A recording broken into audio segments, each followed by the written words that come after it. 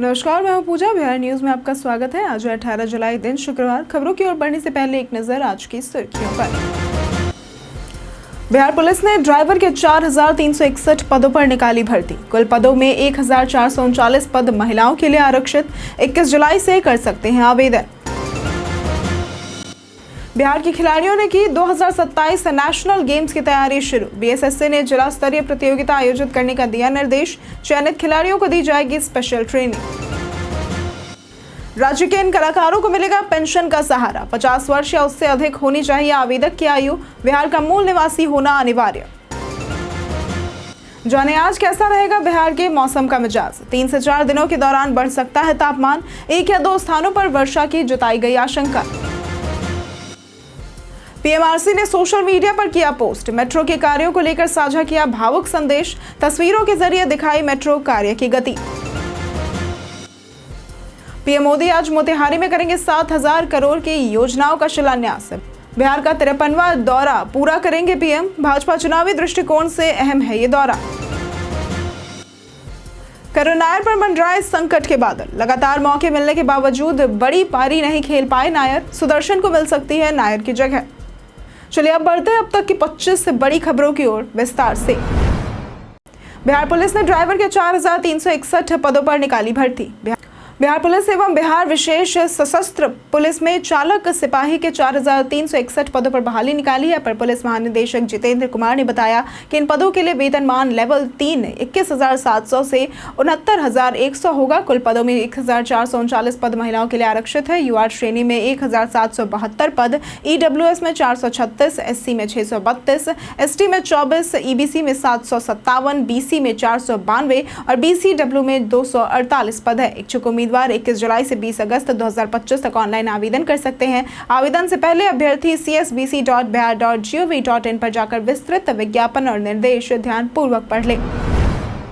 अब वास्तविक रैयत को मिलेगा मुआवजा। राजस्व एवं भूमि सुधार विभाग ने चकबंदी किए गए गांवों में भू अर्जन के दौरान उत्पन्न जटिलताओं को दूर करने के लिए बड़ा फैसला लिया है। अपर मुख्य सचिव दीपक कुमार सिंह ने निर्देश दिया है कि जहां खतियान जमाबंदी और दखल में अंतर है, वहां वास्तविक कब्जाधारी रैयत को ही मुआवजा दिया जाएगा यदि वह अतिक्रमणकारी न हो और उसका दावा पूर्ण खतियान या लेन देन से प्रमाणित हो। इससे भू अर्जन भुगतान की बाधाएं दूर होंगी और विकास परियोजनाओं प्रभावित नहीं होंगे। अब जिला भू अर्जन पदाधिकारी आत्मभारित आदेश जारी करेंगे जिसमें भुगतान के आधार स्पष्ट होंगे।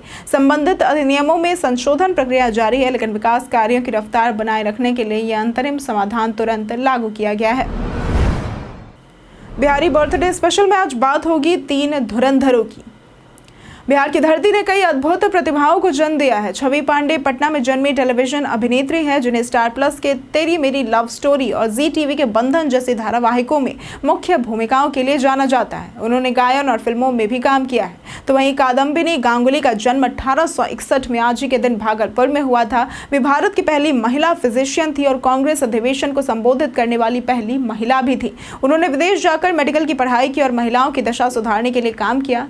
तीसरा है ईशान किशन, जो पटना में जन्मे हैं। वे बाएं हाथ के बल्लेबाज और विकेट कीपर है और 2016 अंडर-19 वर्ल्ड कप में भारत के कप्तान रह चुके हैं। आज वे मुंबई इंडियंस और भारतीय टीम का हिस्सा है। इन तीनों ने बिहार का नाम देश भर में रोशन किया है। राज्य के इन कलाकारों को मिलेगा पेंशन का सहारा। मुख्यमंत्री कलाकार पेंशन योजना बिहार सरकार की एक महत्वपूर्ण पहल है, जिसका उद्देश्य राज्य की समृद्ध सांस्कृतिक विरासत को संजोने में जीवन भर योगदान देने वाले वृद्ध, आर्थिक रूप से कमजोर और उपेक्षित कलाकारों को आर्थिक सहायता प्रदान करना है। इस योजना का लाभ उठाने के लिए पात्रता तय की गई है। आवेदक की आयु 50 वर्ष या उससे अधिक होनी चाहिए। वह बिहार का मूल निवासी हो, कला के क्षेत्र में कम से कम 10 वर्षों का अनुभव हो, वार्षिक आय 1,20,000 से अधिक न हो, सरकारी सेवा में न हो और विभागीय कलाकार पंजीयन पोर्टल पर पंजीकृत हो। योजना का संचालन सूचना एवं जनसंपर्क विभाग बिहार सरकार द्वारा किया जाता है। जबरन उर्वरक बिक्री पर रोक लगाएगी बिहार सरकार। केंद्र सरकार ने जैव उत्प्रेरक यानी कि बायो स्टिमुलेट्स और नैनो उर्वरकों की जबरन और अनियमित बिक्री पर सख्त रुख अपनाया है, जिसका स्वागत बिहार के उप मुख्यमंत्री व कृषि मंत्री विजय सिन्हा ने किया है। उन्होंने इसे किसानों के हित में एक दूरदर्शी कदम बताया है। केंद्रीय कृषि मंत्री शिवराज सिंह चौहान ने राज्य के मुख्यमंत्रियों को पत्र लिखकर स्पष्ट किया है कि कुछ विक्रेता पारंपरिक उर्वरकों के बजाय किसानों को जबरन नैनो उर्वरक बेच रहे हैं। बिहार में भी ऐसी शिकायतें सामने आई थी, जिसके बाद राज्य सरकार ने संबंधित एजेंसियों से बैठक कर कार्रवाई की थी। सिन्हा ने इस निर्णय को समयोचित बताया और कहा कि 17 जुलाई को केंद्रीय कृषि मंत्री का बिहार दौरा इस फैसले की गंभीरता को दर्शाता है। राज्य सरकार इस निर्णय को पूरी तरह से लागू करेगी और किसानों के साथ अन्याय पर रोक लगाने के लिए सख्ती से निगरानी रखेगी।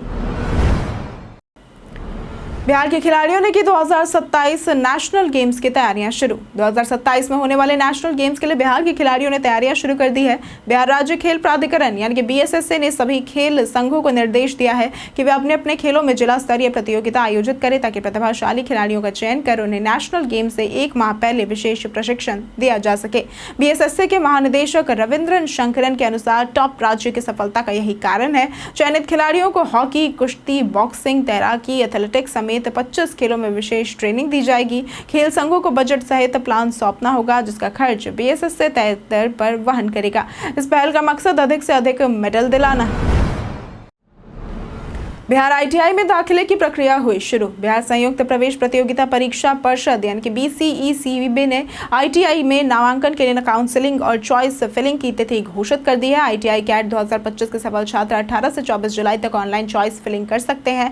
पहली प्रोविजनल सीट आवंटन सूची 31 जुलाई को जारी होगी और नामांकन 3 से 6 अगस्त तक होगा। दूसरे राउंड का आवंटन 14 अगस्त को आएगा और नामांकन 17 से 19 अगस्त तक होगा। राज्य में 151 सरकारी ITI में 32,828 सीटें हैं जो कि 500 से अधिक निजी ITI में 50,000 से भी अधिक सीटें उपलब्ध है। पिछले वर्ष करीब 6,000 सीटें खाली रह गई थी जिसे भरने के लिए इस बार प्रयास तेज किए गए हैं। PMRC ने साझा की मेट्रो के कार्यों को लेकर भावुक संदेश। पटना मेट्रो का परिचालन 15 अगस्त से शुरू होने जा रहा है। PMRC ने मेट्रो के तेजी से चल रहे कार्यों की जानकारी व भावुक संदेश के साथ तस्वीरें साझा की हैं। डिपो में OHE, आइसोलेटर और रेल शिफ्टिंग जैसे काम जोरों पर है। पहले फेज में मलाही पकड़ी से ISBT तक 6.5 किलोमीटर लंबा प्रायोरिटी कॉरिडोर शुरू होगा। खेमनी चक स्टेशन का निर्माण अधूरा है इसलिए मेट्रो उसे बाईपास करेगी। संचालन और रखरखाव दिल्ली मेट्रो को सौंपा गया है जिसके लिए 200 करोड़ रुपए स्वीकृत हुए हैं। 3 बोगी वाली ट्रेन सेट किराए पर ली जा रही है। साथ ही सस्ती बिजली की मांग पर 22 जुलाई को आयोग में सुनवाई होगी। फोन में पावर बैंक का केबल लगे रहने के जानी नुकसान। अधिकतर लोग जरूरत पड़ने पर स्मार्टफोन चार्ज करने के लिए पावर बैंक का इस्तेमाल करते हैं लेकिन इसका ज्यादा उपयोग करना नुकसानदायक हो सकता है। बार बार पावर बैंक से चार्ज करने से स्मार्टफोन की बैटरी हेल्थ खराब होती है, खासकर आईफोन में। इससे बैटरी जल्दी खत्म होने लगती है और ओवरहीटिंग की समस्या भी आ सकती है। लोग अक्सर थोड़ा डिस्चार्ज होते ही फोन को चार्जिंग पर लगा देते हैं जो कि ठीक नहीं है। यदि पावर बैंक का इस्तेमाल करना जरूरी हो तो हमेशा अच्छी क्वालिटी और भरोसेमंद ब्रांड का पावर बैंक ले। उसमें smart power management, fast charging support और 12 लेयर सर्किट प्रोटेक्शन जैसे फीचर्स होने चाहिए ताकि फोन सुरक्षित रहे और बैटरी को नुकसान न पहुंचे। सीएम नीतीश ने एक हफ्ते में दूसरी बार बुलाई कैबिनेट बैठक। मुख्यमंत्री नीतीश कुमार ने एक सप्ताह में दूसरी बार कैबिनेट बैठक बुलाई है जो 18 जुलाई को शाम 5 बजे होगा।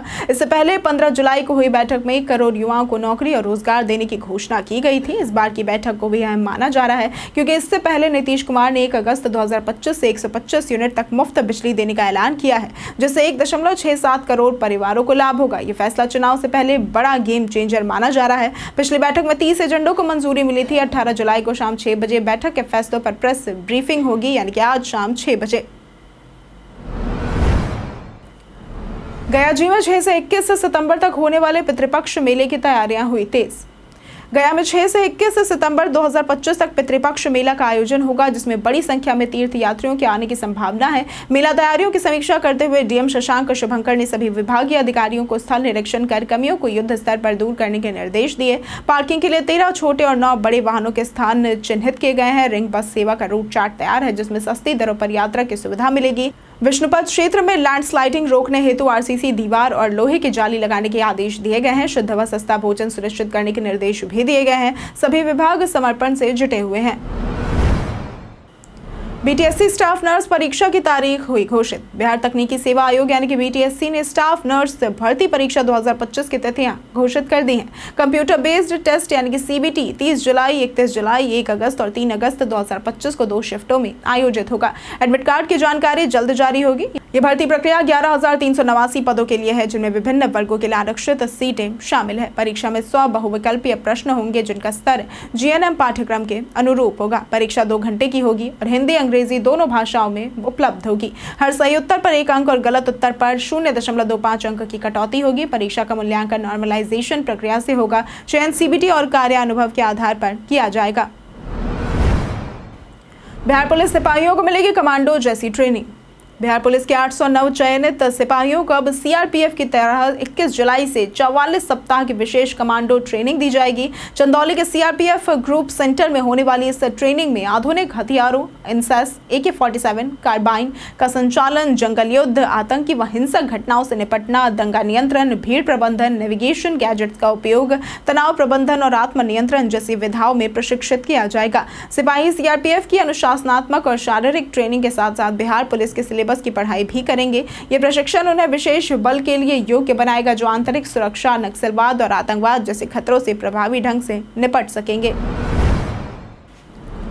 असिस्टेंट प्रोफेसर के 15 पदों पर भर्ती के लिए जारी हुआ नोटिफिकेशन।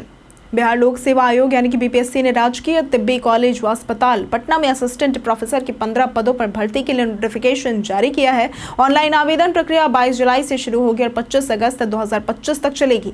योग्यता में BUMS व संबंधित विषय में PG डिग्री, पूरी इंटर्नशिप और संबंधित परिषद में रजिस्ट्रेशन अनिवार्य है। विदेशी डिग्री मान्य नहीं होगी। चयन शैक्षणिक योग्यता, अनुभव और इंटरव्यू के आधार पर मेरिट से होगा। वेतनमान 15,600 से 39,100, ग्रेड पे 6,600 से लेवल 11 होगा। आयु सीमा सामान्य पुरुषों के लिए 45 वर्ष, महिलाओं व पिछड़े वर्गों के लिए 48 और SC/ST के लिए 50 वर्ष निर्धारित है। आवेदन शुल्क सामान्य के लिए 100 रुपये, आरक्षित वर्ग व महिलाओं के लिए 25 रुपये रखा गया है। समीर ऐप से करें सड़कों पर बने गड्ढों की शिकायत। अगर आपके घर या इलाके में टूटी सड़क या गड्ढा है तो आप उसकी शिकायत समीर ऐप के जरिए कर सकते हैं। यह app central pollution control board द्वारा बनाया गया है जो मुख्य रूप से AQI जानकारी देने के लिए है, लेकिन इसमें अनपेव्ड रोड या पिट्स कैटेगरी में सड़क संबंधित शिकायत भी की जा सकती है। यह ऐप गूगल प्ले स्टोर और एप्पल ऐप स्टोर दोनों पर उपलब्ध है। शिकायत दर्ज करने के लिए ऐप इंस्टॉल करें, ऐड कंप्लेंट्स पर क्लिक करें, कैटेगरी चुनें, फोटो अपलोड करें, कंप्लेंट का विवरण लिखें और यूज माई करंट लोकेशन पर क्लिक कर लोकेशन जोड़ें। इससे आपकी शिकायत संबंधित विभाग तक पहुंच जाएगी। जाने आज कैसा रहेगा बिहार के मौसम का मिजाज। मौसम विभाग के अनुसार अगले 3 से 4 दिनों के दौरान राज्य के अधिकांश भागों के अधिकतम तापमान में 2 से 4 डिग्री की वृद्धि होने का पूर्वानुमान लगाया गया है, जिसके बाद अधिकतम तापमान में गिरावट होने की संभावना है। तो वहीं अगले 3 से 4 दिनों के दौरान न्यूनतम तापमान में 1 से 3 डिग्री सेल्सियस की वृद्धि होने की संभावना है। प्रदेश के 1 या 2 स्थानों पर वर्षा होने की आशंका जताई गई है। तो वहीं अगर बात करें आज के अधिकतम तापमान की, तो आज का अधिकतम तापमान 32 से 34 डिग्री और न्यूनतम तापमान 26 से 28 डिग्री रहने का पूर्वानुमान लगाया गया है। श्रावणी मेले के अवसर पर देवघर के लिए संचालित होगी स्पेशल ट्रेनें। सावन में देवघर और सुल्तानगंज जलाभिषेक को देखते हुए पूर्व मध्य रेलवे ने श्रद्धालुओं की सुविधा के लिए कई स्पेशल ट्रेनें चलाई हैं। पटना से मधुपुर के लिए 03268, 03267 16 जुलाई से 9 अगस्त तक रोजाना चलेगी। पटना से रात 11:10 पर, मधुपुर सुबह 8:35 पर पहुंचेगी। वहीं वापसी सुबह 8:45 पर होगी। पटना से शाम 6:30 बजे DDU मधुपुर 0360201 20 जुलाई से 10 अगस्त तक हर रविवार को चलेगी। शाम 7:30 बजे DDU से मधुपुर अगले दिन दोपहर 1 बजे से और इसकी वापसी सोमवार में 1:30 बजे होगी। सरायगढ़ देवघर के लिए 05517 05518 19 जुलाई से 11 अगस्त तक रोजाना चलेगी। रात 11:30 बजे सरायगढ़ से और देवघर सुबह 9 बजे से खुलेगी। वापसी सुबह इसकी 9:20 पर होगी। गया मधुपुर 03654 03653 15 जुलाई से 9 अगस्त तक रोजाना चलेगी, जो कि शाम 5 बजे गया से खुलेगी और मधुपुर रात 2:20 पर पहुंचेगी। वहीं वापसी सुबह 2:50 पर होगी। रांची भागलपुर 08646 08645 रविवार, मंगलवार और गुरुवार को चलेगी। रांची से रात 11 बजे, भागलपुर दोपहर 12:05 पर पहुंचेगी। वापसी इसकी अगले दिन 1:10 पर होगी। तो वहीं 08610 08619 रांची भागलपुर शनिवार, सोमवार और बुधवार को चलेगी। रांची से रात 11 बजे खुलकर भागलपुर दोपहर 1 बजे तक पहुंचेगी और वापसी इसकी अगले दिन 1:45 पर होगी। रेलवे ने सभी ट्रेनों में सफाई, सुरक्षा और अतिरिक्त कोच की व्यवस्था की है और यात्रियों से अनुरोध किया है कि यात्रा से पहले समय की पुष्टि जरूर कर लें। पीएम मोदी आज मोतिहारी में करेंगे 7,000 करोड़ की योजनाओं का शिलान्यास। प्रधानमंत्री नरेंद्र मोदी 18 जुलाई को मोतिहारी में 7,217 करोड़ रुपए की विकास योजनाओं का उद्घाटन, शिलान्यास और लोकार्पण करेंगे। ये उनका बिहार का 53वां दौरा होगा, जो किसी भी प्रधानमंत्री द्वारा सबसे अधिक है। PM Darbhanga Narkatiaganj rail line के दोहरीकरण, Bhatni Chhapra traction system, Vande Bharat train रखरखाव केंद्र, ऑटोमेटिक सिग्नलिंग और आरा बाईपास, NH 319 जैसी परियोजनाओं की आधारशिला रखेंगे। इसके साथ ही वह बोधगया मोहनिया NH कटिहार में NH 81 चौड़ीकरण और सरवन चकाई सड़क सुधार जैसी परियोजनाओं का उद्घाटन भी करेंगे। इस दौरे को भाजपा चुनावी दृष्टिकोण से अहम मान रही है, क्योंकि ये क्षेत्र राधा मोहन सिंह और संजय जायसवाल जैसे सांसदों का गढ़ माना जाता है। तेजस्वी यादव का चुनाव आयोग पर तीखा वार। बिहार के नेता प्रतिपक्ष तेजस्वी यादव ने प्रेस कॉन्फ्रेंस में राज्य सरकार और चुनाव आयोग पर गंभीर आरोप लगाए हैं। उन्होंने कहा कि SIR यानी कि स्पेशल इंटेंसिव रिवीजन प्रक्रिया का दुरुपयोग हो रहा है और ये लोकतंत्र को खत्म करने की एक साजिश है। तेजस्वी ने आरोप लगाया कि दरभंगा में बीजेपी नेताओं के घर से फॉर्म भरे जा रहे हैं और चुनाव आयोग भाजपा के इशारे पर काम कर रहा है। उन्होंने 35 लाख मतदाताओं के नाम काटने, BLO की लापरवाही और गोपनीयता पर सवाल उठाए हैं। 19 जुलाई को दिल्ली में होने वाली इंडिया गठबंधन की बैठक में वे इस मुद्दे को उठाएंगे। तेजस्वी ने इसे केवल बिहार नहीं बल्कि पूरे देश की लोकतांत्रिक लड़ाई बताई है। पारस अस्पताल हत्याकांड मामले पर चिराग ने उठाए सवाल। बिहार की राजधानी पटना में लगातार हो रही हत्याओं ने कानून व्यवस्था पर गंभीर सवाल खड़े कर दिए हैं। हाल ही में पारस अस्पताल में पैरोल पर छूटे चंदन मिश्रा की सरेआम हत्या ने राज्य में बढ़ते अपराध को उजागर कर दिया है। इस घटना के बाद लोक जनशक्ति पार्टी रामविलास प्रमुख चिराग पासवान ने पुलिस और प्रशासन की कार्यशैली पर सवाल उठाए हैं। उन्होंने कहा कि अपराधियों का मनोबल चरम पर है और वे कानून को खुली चुनौती दे रहे हैं। चिराग ने एक्स पर पोस्ट करते हुए इसे विधानसभा चुनाव से पहले चिंताजनक बताया और प्रशासन से सख्त कदम उठाने की मांग की। घटना का CCTV भी सामने आया है, जिसमें अपराधी आसानी से वारदात को अंजाम देते हुए नजर आए हैं। करुण नायर पर मंडराए संकट के बादल। भारत और इंग्लैंड के बीच टेस्ट सीरीज में भारत 1-2 से पीछे है। बल्लेबाज करुण नायर को लगातार मौके मिलने के बावजूद वे बड़ी पारी नहीं खेल पाए हैं, जिससे उनकी जगह खतरे में है। 8 साल बाद टीम में लौटे नायर ने 6 पारियों में अच्छी शुरुआत की, लेकिन उछाल लेती गेंदों से परेशान। पूर्व विकेटकीपर दीपदास गुप्ता का मानना है कि अब साई सुदर्शन को मौका देना चाहिए, जो पहले टेस्ट में सहज नजर आए थे। चौथे टेस्ट में नायर की जगह सुदर्शन को शामिल किया जा सकता है। गेंदबाजी में जडेजा और सुंदर अच्छा प्रदर्शन कर रहे हैं, जबकि बुमराह सिर्फ एक टेस्ट खेल सकते हैं और उनकी मैनचेस्टर में वापसी की उम्मीद है। कई कारणों से दर्ज है भारत के इतिहास में आज की तारीख। आज के दिन 1947 में भारतीय स्वाधीनता अधिनियम को शाही स्वीकृति मिली थी। आज के दिन भारत में निर्मित उपग्रह प्रक्षेपण वाहन SLV 3 से रोहिणी उपग्रह को कक्षा में भेजा गया था। आज के दिन डॉक्टर APJ अब्दुल कलाम देश के 12वें राष्ट्रपति चुने गए थे।